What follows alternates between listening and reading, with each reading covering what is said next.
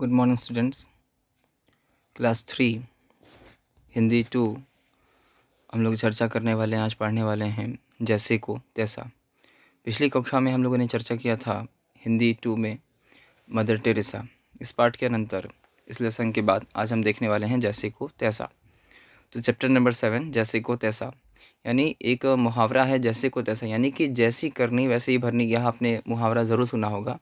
इसका अर्थ होता है जैसा आप बीज बोते हैं वैसा ही फल पाते हैं, यानी कि आप जैसा व्यवहार दूसरों के साथ करते हैं वैसा ही परिणाम आपको अपने प्रति देखने को मिलता है।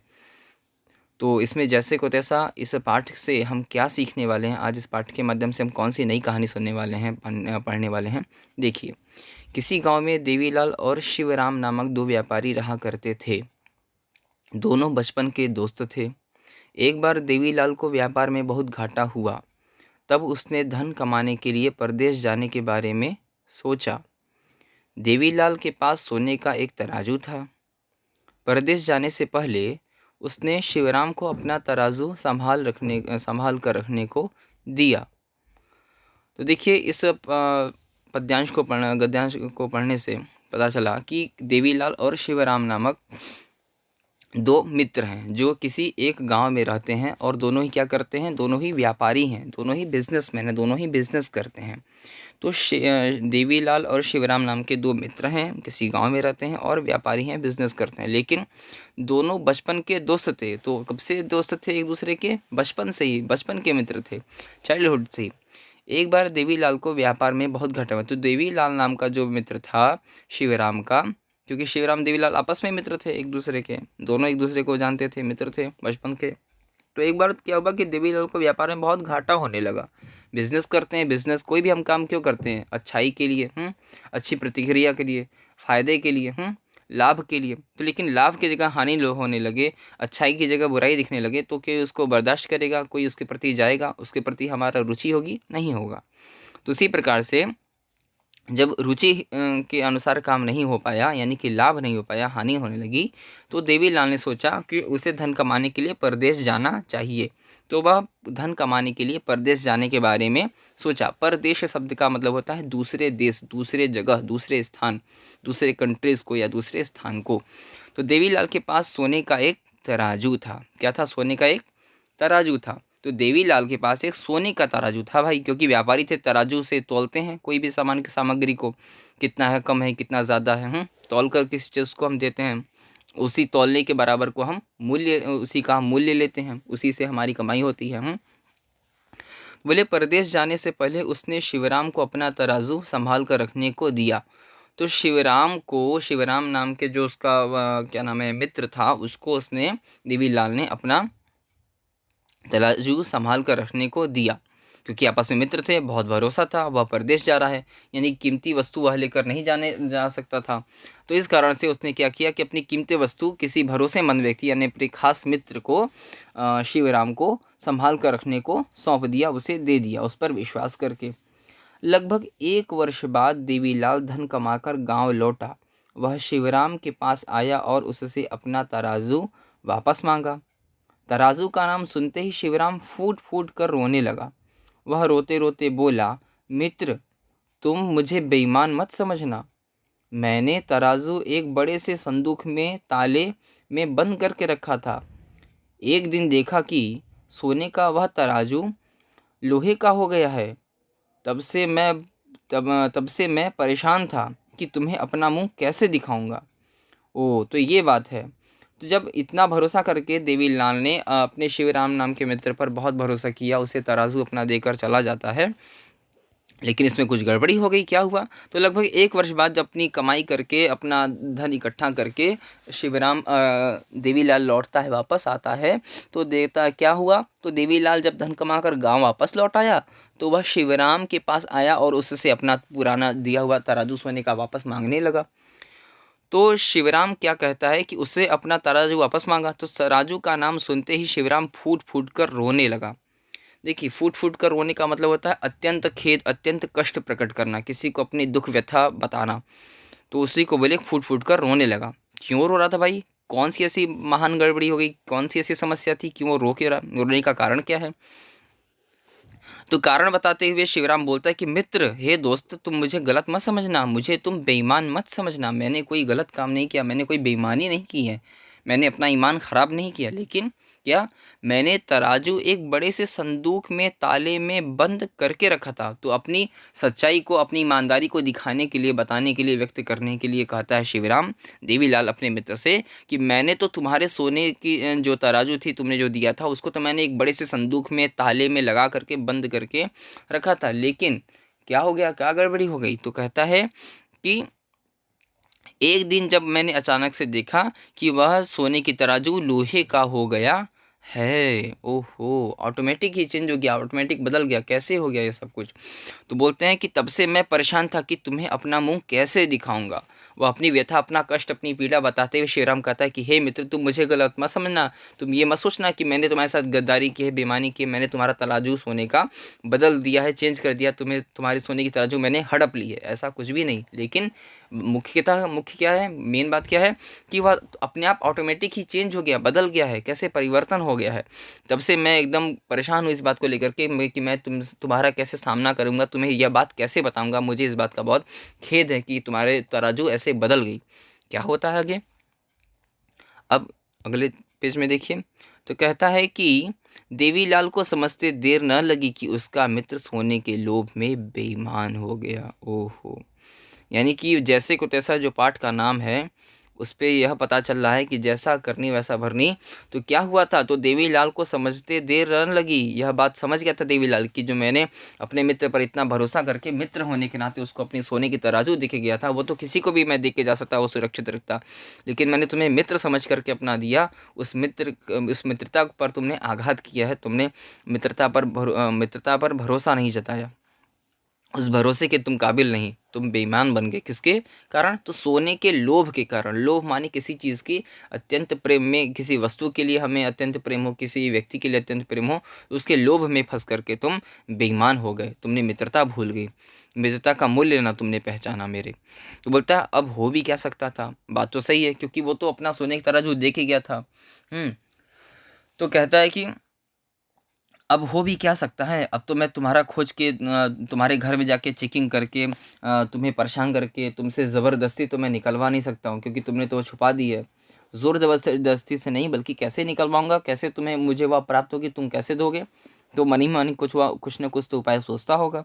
बोलता अब हो भी क्या सकता था? अब तो कुछ हो नहीं सकता। तुमने कहाँ छुपाई है वो भी मुझे पता नहीं चलेगा, तुम दोगे या नहीं दोगे ये भी नहीं पता। तो मनी मानो सोचता है कि वह लोहे का तराजू लेकर चुपचाप अपने घर लौट आया। देखिए, तो देवीलाल की इतनी ईमानदारी, वह इतना कुछ सहन कर गया, इतना बर्दाश्त किया कि अपने मित्रता को वह भूल करके शिवराम ने जो यह इतना खराब काम किया, लेकिन उसके बाद भी देवीलाल चुपचाप रहा, उसको कोई भी प्रतिक्रिया न देते हुए जो लोहे की तराजू शिवराम ने उसे दी, वह ले करके वह चुपचाप अपने घर को लौट आया बिना सोने की तराजू लिए। तो कुछ ही वर्ष बीते होंगे कि शिवराम को तीर्थ यात्रा पर जाना था। उसका बेटा बहुत छोटा था, इसलिए उसे अपने बेटे के साथ ले जाना उचित नहीं लगा। अब देखिए, तब तो वह लेकर के चला गया अपने घर। अब कुछ समय के बाद क्या हुआ कि शिवराम को कुछ आवश्यकता पड़ी किसी कार्य की, तो बोले तीर्थ यात्रा पर जाना था। शिवराम को तीर्थ यात्रा पर जाना था, तो उसका बेटा बहुत छोटा था, इसलिए उसने अपने बेटे को साथ ले जाना उचित नहीं लगा। उचित माने अच्छा, सही, करेक्ट डिसीजन। तो बोले करेक्ट नहीं लगा उसको, अच्छा नहीं लगा कि छोटे से बच्चे को हम लेकर तीर्थ यात्रा पर जा रहे हैं, दर्शनार्थ जा रहे हैं, तो उसे लेकर कहाँ ढूंढते रहें, कहाँ इस तरह से चलते रहेंगे, तो साथ ले जाना उचित नहीं लगा। तो इस प्रकार से शिवराम ने देवीलाल के पास बेटे को रख दिया और पत्नी के साथ तीर्थ यात्रा पर निकल पड़ा। तो देखिए, जिस प्रकार से भरोसा करके देवीलाल ने अपना सोने का तराजू शिवराम को दिया था, लेकिन शिवराज बेईमान हो गया सोने के लोभ में फंस करके, उसने उसका सोने का तराजू बदल दिया और बोला लोहे की तराजू बन गई। तो वह देवीलाल तो लेकर के ईमानदारी से चला आता है, ठीक। फिर कुछ वर्ष के बाद शिवराम को कहीं जाना होता है, तो उसी प्रकार से वह भी अपने पुत्र को ले जाना उचित नहीं समझता, तो वह भी अपने पुत्र को देवीलाल को सौंप करके, भाई मेरे पुत्र का रक्षण करना, इससे पालन पोषण करना। तो वह अपने पुत्र को अपने मित्र वही देवीलाल के पास सौंप करके चला जाता है, कहाँ? दर्शनार्थ, तीर्थ यात्रा पर निकल पड़ता है। तो तीर्थों की यात्रा माने अनेक पर्यटन स्थलों की तीर्थ यहाँ जहाँ देवी देवताओं का स्थान होता है वहाँ पर दर्शन के लिए जाना, यात्रा करना, वही तीर्थ यात्रा कहलाती है। तो देवीलाल ने उसे विश्वास दिलाया कि वह उसके बेटे की देखभाल अपने बच्चों की तरह करेगा। तो क्या हुआ, तो देवीलाल ने उसे विश्वास दिलाया कि वह उसके बेटे की देखभाल अपने बच्चों की तरह करेगा। कोई तुम्हारे बच्चे के साथ भेदभाव नहीं करेगा कि अपने बच्चों को बहुत संरक्षण दे, अच्छा पालन पोषण करे, अच्छा भोजन दे, तुम्हारे बच्चे के साथ भेदभाव करे, ऐसा बिल्कुल भी नहीं तुम्हें सोचना है। ऐसी कोई चिंता ना करो मित्र, ऐसा वह भरोसा दिलाता है उसे, विश्वास दिलाया। फिर 2 महीने बाद शिवराम अपने गांव लौटा और देवीलाल के घर गया।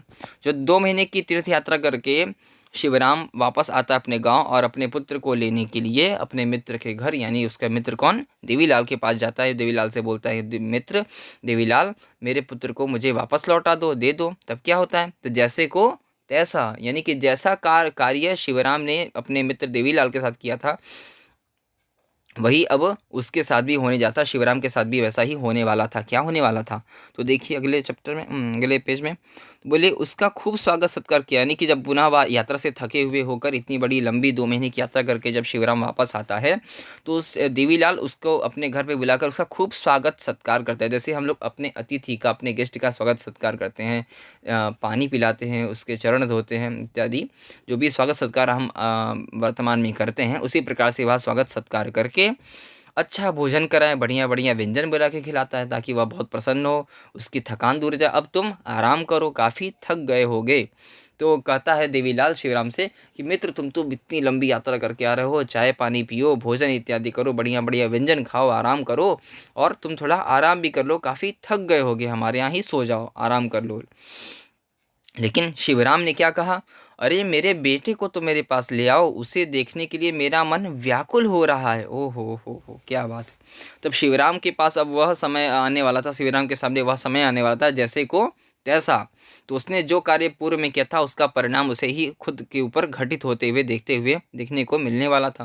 तो शिवराम ने कहा उसके मित्र ने कि अरे मित्र, हे देवीलाल, तुम मेरे पुत्र को कहाँ रखे हो, लेकर आओ, मेरे सामने खड़ा करो, मैं उसे देखना चाहता हूँ, उसे देखने के लिए मेरा मन व्याकुल हो रहा है, मैं एकदम परेशान हूँ। व्याकुल होना माने परेशान होना, किसी चीज़ को लेकर के, किसी काम को करने अथवा किसी व्यक्ति को लेकर के हम बहुत, किसी वस्तु को लेने के लिए, पाने के लिए हम बहुत लालसा रखते हैं, मन में डिज़ायर रखते हैं, इच्छा रखते हैं, उद्विग्न हो जाना, परेशान हो जाना, तो लालायित हो जाना, तो इसी को कहते हैं व्याकुल हो जाना। व्याकुल हो रहा था।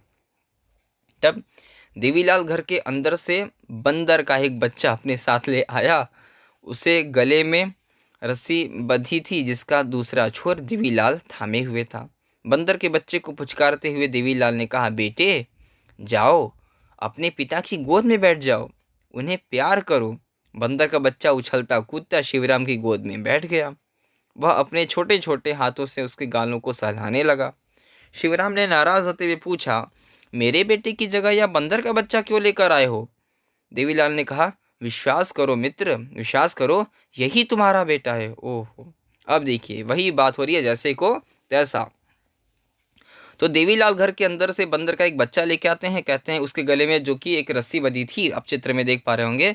तो अगले पेज में तो कह रहे हैं कि उसके गले में रस्सी बंधी जो कि देवीलाल ने अपने हाथों में थाम रखी थी, पकड़ रखी थी, जैसे किसी हम डॉग को बांधे रहते हैं ताकि वह दूसरों को पकड़ ना ले, काट ना ले, वैसे ही उसने जैसे मदारी लोग बंदर को बांधे रहते हैं उसी तरह से वही बांधे हुआ था। तो बंदर के बच्चे को पुचकारते हुए देवीलाल ने कहा, पुचकारना माने होता है प्यार करना, लाड प्यार करना, ऐसे जैसे बच्चों की भाषा में हम बच्चों से बच्चों की भाषा में बात कर रहे थे, उसी को पुचकारना कहते हैं। तो करते हुए देवीलाल ने कहा, क्या कहा बेटे, यानी बंदर को वह कहता है देवीलाल कि बेटे जाओ, अपने पिता की गोद में बैठ जाओ, उन्हें प्यार करो। बंदर से कहता है, अब बताइए, इंसान के बच्चे को, इंसान को कहता है कि जाओ, ये तुम्हारा बच्चा है, इसी को लो, इसी को प्यार करो। तो बंदर से कहता है, जाओ, अपने, ये तुम्हारे पिता है। तो बंदर का बच्चा उछलता कूदता हुआ शिवराम की गोद में भी जा बैठता है। बंदर तो बंदर भाई, वो तो पशु है, उसको क्या, वो तो भावना है। तो तुरंत जाके वो तो कूदते हुए, बंदर तो उछलता कूदता भाई वैसे ही जैसे पेड़ पे उछलता है, कूदते हुए जाके शिवराम की गोदी में बैठ गया। वह अपने छोटे छोटे हाथों से उसके गालों को सहलाने लगा। अब तो बंदर तो कहीं कुछ भी कर सकता है। तो बोले, शिवराम ने नाराज होते हुए पूछा, मेरे बेटे की जगह यह बंदर का बच्चा क्यों लेकर आए हो?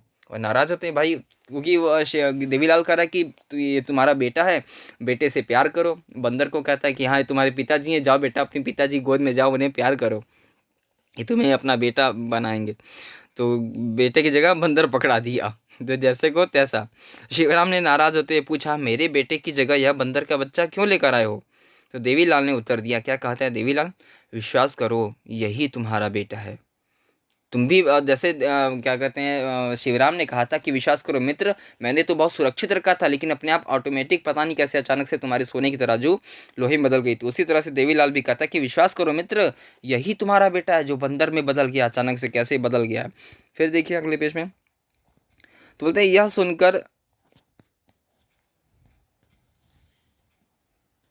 सुनकर शिवराम क्रोध से आग बबूला हो गया और चीखते हुए बोला, कहाँ कहाँ है मेरा बेटा, सच सच बताओ। तो कहता है कि सच सच बताओ देवीलाल। शिवराम अत्यंत क्रोध में आग बबूला हो जाता है। तो आग बबूला हो गया, आग बबूला होने का मतलब होता है अत्यंत क्रोध में, बहुत पारा हाई है, कहते हैं ना एकदम गुस्सा में है भैया। तो आग बबूला हो जाना माने अत्यंत क्रोध में होना। खींच चीखते हुए बोला, चीखना माने चिल्लाते हुए बोलना कि कहाँ है मेरा बेटा, सच सच बताओ, वरना तुम जानते नहीं हो तुम्हें क्या परिणाम मिलेगा। तो परिणाम परिणाम तो शिवराम को मिल रहा था, उसने पहले जो कृत्य किया था, काम किया था, जो बेईमानी की थी अपने मित्र देवीलाल के साथ। तो देवीलाल बोलता है, देवीलाल बोल पड़ा, वरना क्या, तुम क्या कर लोगे, वरना क्या, बताओ आगे क्या कर लोगे तुम। तो बोला देवीलाल, जब सोने का तराजू लोहे का हो सकता है मेरे भाई मेरे मित्र, तो फिर मनुष्य का बच्चा बंदर क्यों नहीं बन सकता? ओहो, यानी कि जैसे को तैसा, जब सोने की तराजू लोहे की बन सकती है, तो आदमी का बच्चा बंदर का बच्चा में बदल क्यों नहीं सकता? वो भी तो चेंज हो सकता है, यानी कुछ भी कोई हो सकता है, बदल सकता है, सब अपने मन से हो रहा है। तो दोनों मित्रों में बहस होने लगी। शोर सुनकर गांव वाले इकट्ठे हो गए। बात सही है, जब शोर होता है तो सबको इकट्ठा हो जाता है, भाई हम ही सबको हाथ धोने का मौका मिले। सब लोग जज बनना चाहते हैं, दूसरों की लड़ाई में सब जज बनना चाहते हैं, अपनी लड़ाई को कोई नहीं चाहता। तो दोनों मित्रों में बहस होने लगी तेजी तेजी से, गर्मजोशी होने लगी। तो लड़ाई को सुनकर गांव वाले इकट्ठे हो गए। पूरी बात जानने के बाद सभी लोगों ने शिवराम को दोषी माना। तो देवीलाल ने अपनी बात बताई कि हम तो जब इसको सोने के तराजू दिए थे तो इसने लोहे की बना दिया, कहता है कि ऑटोमेटिक हो गया। तो उसी तरह जब ये अपने बच्चे को देकर गया था, अपने पुत्र को देकर गया था, तो इसका बच्चा भी, पुत्र भी अपने आप ही स्वयं से बदल गया है, जो कि बंदर के बच्चे में कन्वर्ट हो गया है, बदल गया है। मैंने कुछ नहीं किया, मैं भी निर्दोष हूँ उसी तरह से। तो जब देवीलाल अपनी बात बताता है सबके सामने गांव वाले, तो गांव वाले समझ जाते हैं कि शिवराम बेईमान हो चला है, यह धूर्त है, यह बदमाश है। तो शिवराम को सभी लोग दोषी ठहराते हैं, उसकी गलती को उसे बताते हैं। तो लज्जित होकर शिवराम ने सबसे क्षमा मांगी और उसे सोने की तराजू लौटाकर देवीलाल को लाकर दे दिया। तो लज्जित हो जाना माने शर्मसार हो जाना, पानी पानी हो जाना। जब होता है ना कोई हमें अपनी गलतियां बताता है तो हम शर्मसार हो जाते हैं, तो उसी प्रकार से वह शर्मसार हो गया, लज्जित हो गया। तो शिवराम ने सबसे क्षमा मांगा, गांव वालों से, देवीलाल से क्षमा मांगता अपने मित्र से कि मैंने बहुत बड़ी गलती कर दी। तो वह अपनी गलती को सुधारने के लिए जो रखी हुई तराजू थी, यानी सोने की तराजू, वह लाकर अपने मित्र देवीलाल को देता है। फिर देवीलाल ने भी उसका बेटा लौटा दिया। फिर जैसे को तैसा, यानी कि जब उसने गलत कार्य करके दिया था, तो वह तो देवीलाल उसको, अपने मित्र शिवराम को शिक्षा देता, सिखाता है कि तुम गलत नहीं किए थे, तो देखो तुम्हारे साथ भी गलत होने लगा। यानी जैसे को तैसा, तुम किसी के साथ अच्छा करोगे तुम्हारे साथ भी अच्छा होगा। तो यानी कि जब उसने, शिवराम ने अपने मित्र देवीलाल को सोने की तराजू लौटा दी, तो उसे भी अपना पुत्र खोया हुआ वापस मिल गया। तो बोले कि गांव वालों ने दोनों मित्रों को गले मिलाया, उसके बाद सब अपने अपने घर को चल दिए। तो दोनों में सुलह करा करके, हम होता है ना, दो लोग में आपस में लड़ाई होती है तो हम सुलह कराने की कोशिश करते हैं, उसी प्रकार से सुलह कराया। फिर दोनों मित्र आपस में गले मिलकर अपने अपने घर को चल दिए, सभी लोग अपने अपने घर को चले गए। तो इस प्रकार से यह पाठ समाप्त होता है। तो हम लोगों ने पढ़ा जैसे को तैसा।